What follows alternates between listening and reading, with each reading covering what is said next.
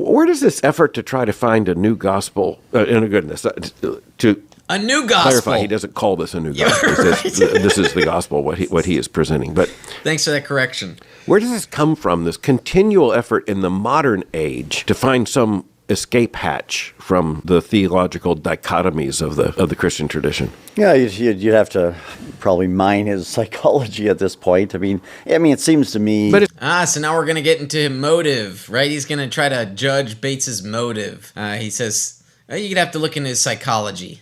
He's not alone. This is third wayism all over the place. I mean, I think there's a kind of ecumenical thrust. Neo-orthodoxy. Unite the church. We are divided, right? So we want a unified church. We want the Holy Catholic Apostolic Church, not in divisions. So just so we're clear, even if Bates thinks that's a good motive, the arguments he presents do not stand or fall on that motive. Rather, a rightly ordered approach is to understand the text as best we can, learn about the ancient world, learn what these words would have meant that Paul and the evangelists and others used, and build your framework from there. And if that leads you to believe that the Catholic-Protestant discussion has been misplaced for 500 years, then you can say, look, here's this model, here's this framework, and if this framework is true, then that means that the Catholics have gotten it wrong and the Protestants have gotten it wrong on these particular issues. Not everything,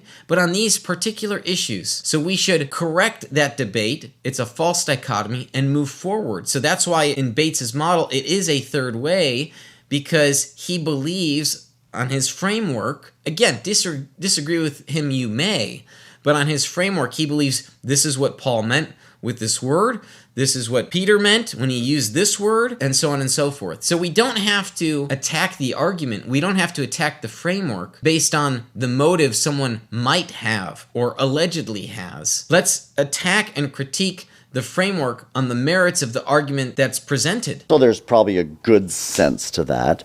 And also I think there's this correction. I mean, I can't help but think when he ties about Jesus as king, ties it to, the social aspect, because he criticizes that there is a sense of, it's a kind of, if we're not careful, don't want to attribute this totally to him, but there's a kind of transformationalist, let's get together, an ecumenical thrust, let's unite the church, let's transform society. Well, that's pretty explicit in someone like N.T. Wright. Well, in some sense, they become political theologians, right? I mean, eventually this is where it goes. Right. So that, and it fits the spirit of the age. That's kind of where I was headed with the question. It's just, it would be nice to have an escape hatch from the dichotomies.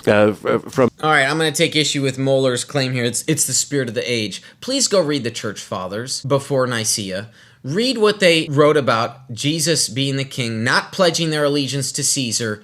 Come on, Jesus is king, not Caesar. Plain and simple. This is not a spirit of the age approach. This is not the theological flavor of the year. This is not merely the hot topic. This is an approach that gets us back to the first century and the subsequent centuries, because we understand what the Church Fathers believed. This is a callback, because things have gone awry in the theological discourse, in the theological development. Things have gone awry. It is a corrective, and we can look at the Church Fathers as evidence that this is not merely the theological flavor of the year. From the thesis and antithesis, it would be apologetically, socially, politically, culturally advantageous to find a synthesis.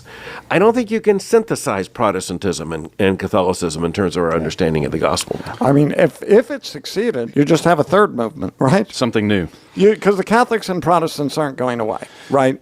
So then you have, you'd have... All right, I want to address a comment from a newcomer who's saying, I just tuned in and have never encountered this channel before. Well, hey, welcome. I'm lacking some context, I think. Can someone tell me what we're discussing here? Well, so over the last few weeks, I've been looking at this roundtable discussion with scholars at Southern Baptist Theological Seminary in Louisville, Kentucky. Al Mohler, Tom Schreiner, Steve Wellum, and I think it's James Hamilton. I'm not remembering his first name. I think that's what it is. They are reviewing this book by Matthew Bates called Beyond the Salvation Wars. And over the last 6 months, I've been looking at the subject of soteriology. I've taught on different models of salvation, different ordo salutis, looking at Calvinism, Arminianism, Molinism, the Gallic monks. I've addressed semi-Pelagianism, which is one of my expertise. I've written on the Gallic monks, the so-called semi-Pelagians, and their view of original sin. But we've been looking at broader issues in salvation over the last several months. And so we've spent the last few weeks looking at this really rough, very poor discussion about Matthew Bates's model of salvation. And Bates thinks that the Greek word pistis in the New Testament, commonly translated as faith, in some cases, maybe most cases, but not all, should actually be, as a matter of translation, translated as allegiance, that we should pledge our allegiance to Christ, because that concept of allegiance is closer than what the word faith means today. Faith in today's society, generally speaking, means assent to a proposition. Oh, I agree with that. But for Paul and others, faith is more, pistis is far more than mere intellectual assent. It means there are entailments for our lives. It dictates how we live, such that merely intellectually assenting to the proposition is insufficient.